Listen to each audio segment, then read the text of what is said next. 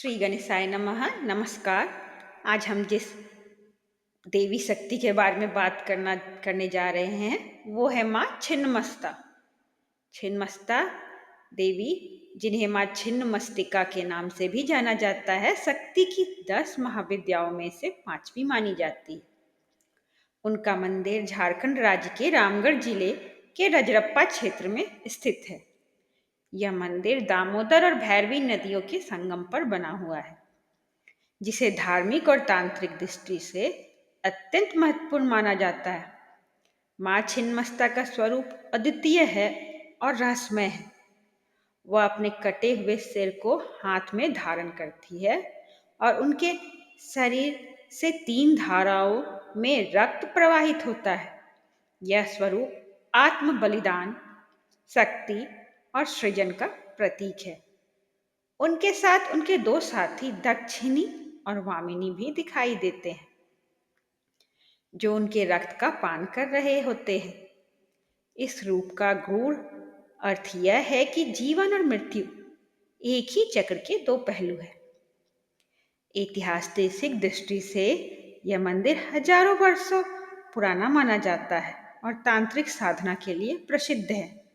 यहाँ बड़ी बड़ी संख्या में भक्तजन अपनी मनोकामनाएं पूर्ण करने के लिए आते हैं। खासकर मंगलवार और शनिवार के दिन विशेष पूजा अर्चना का आयोजन होता है। यह स्थान असम के कामाख्या मंदिर की तरह शक्तिपीठों में गिना जाता है। छिन्नमस्ता देवी का मंदिर भक्तों को यह संदेश देता है कि जीवन में आत्म बलिदान और दूसरों की भलाई के लिए समर्पण का कितना महत्व है। रजरप्पा के भैरवी भेड़ा और दामोदर नदी के संगम पर माँ छिन्नमस्तिका का मंदिर स्थित है। इस मंदिर को प्रचंड चंडिके के रूप में भी जाना जाता है। मंदिर की उत्तरी दीवार के साथ रखे एक शिलाखंड पर दक्षिण की ओर रुख किए माता छिन्नमस्तिका का दिव्य रूप अंकित है। पुराणों में रजरप्पा मंदिर का उल्लेख शक्ति पीठ के रूप में मिलता है। मंदिर के निर्माण काल के बारे में पुरातात्विक विशेषज्ञों में मतभेद है। कई विशेषज्ञ का कहना है कि इस मंदिर का निर्माण 6000 साल पहले हुआ था और कई से महाभारत कालीन का मंदिर बताते हैं। यहाँ कई मंदिर है जिनमें अष्टामात्रिका और दक्षिण काली प्रमुख है। यहाँ आने के से तंत्र साधना का एहसास होता है। यही कारण है कि असम का कामाख्या मंदिर और रजरप्पा के छिन्नमस्तिका मंदिर में समानता दिखाई देती है।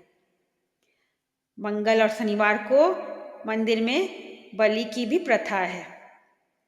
छिन्नमस्ता या माँ छिन्नमस्तिका प्रचंड चंडिका 10 विद्याओं में से एक है। छिन्नमस्तिका देवी के हाथ में अपना ही कटा हुआ सिर है तथा दूसरे हाथ में खड्ग है। मान्यता के अनुसार छिन्नमस्ता महाविद्या सकल चिंताओं का अंत करती है और मन में चिंतित हर कामना को पूरा करती है।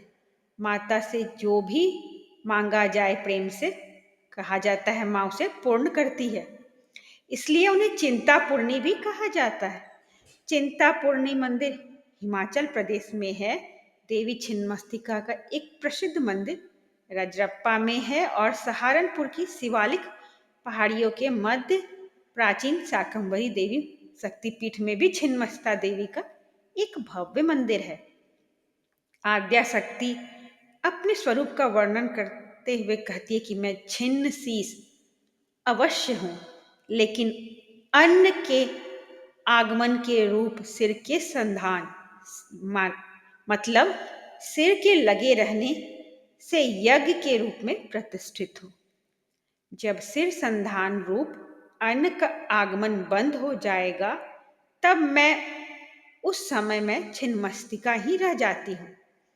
इस महाविद्या का संबंध महाप्रलय से है।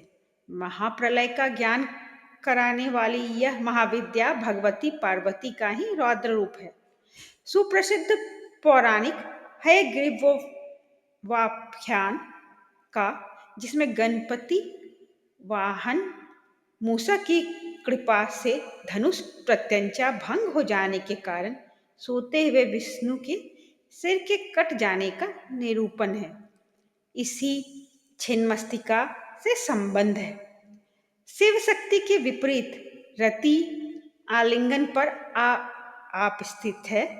आप एक हाथ में खड्ग और दूसरे हाथ में मस्तक धारण किए हुए हैं।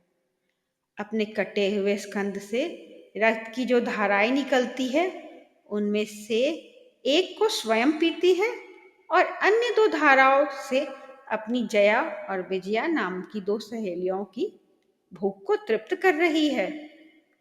इंडा, पिंगला, सुषुम्ना इन तीन नाड़ियों का संधान कर योग मार्ग में सिद्धि को प्रशस्त करती है।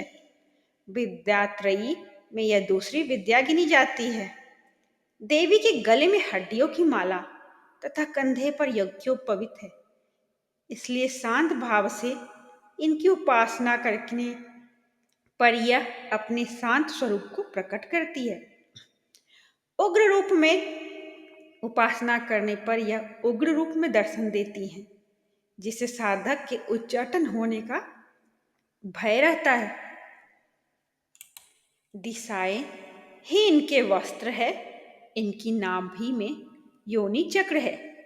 रजप्पा उन आदि शक्ति स्थलों में से एक है जहां शिव की पहली पत्नी सती का कटा हुआ सिर गिरा था। चार अन्य शक्तिपीठ विमला, तारा तारिणी, दक्षिण कालिका और कामाख्या है, जहां सती के चार मुख्य अंग गिरे थे। एक मौखिक कथानुसार बताते हैं, जैसे देवी प्रचंड चंडिका देव दानव युद्ध में देवताओं की सहायता के लिए प्रकट हुई थी। जब देवताओं ने महान देवी महाशक्ति से प्रार्थना की, तभी राक्षसों को मारने के बाद क्रोधित देवी ने अपना सर काट लिया और अपना खून पी लिया। ये कथा मौखिक है जो लोगों में प्रचलित है। यहाँ पे आज के लिए माँ छिन्नमस्ता का कथा समाप्त हुआ। माँ छिन्नमस्तिका सभी को खुशहाली दे, अच्छा स्वास्थ्य दे।